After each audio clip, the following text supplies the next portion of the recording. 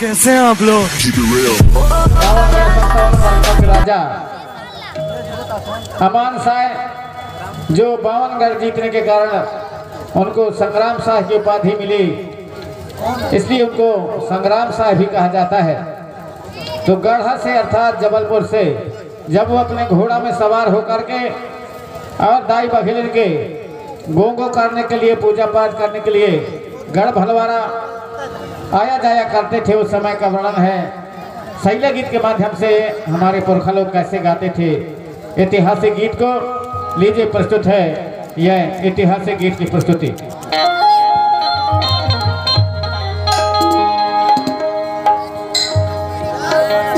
तारनक नाना मोर तारे हरे नाना दारे गझोरे, तारनक नाना मोर तारे हरे नाना दारे गझोरे, राजा अमान शाह घोड़ा को दावेदार गझोरे, राजा अमान शाह घोड़ा दावेदार गझोरे, तारनक नाना मोर तारे हरे नाना दारे गझोरे, राजा अमान शाह घोड़ा दावेदार गझोरे, राजा अमान शाह घोड़ा को दावेदार गझोरे, तारनक नाना मोर तारे हरे नाना दारे गझोरे, राजा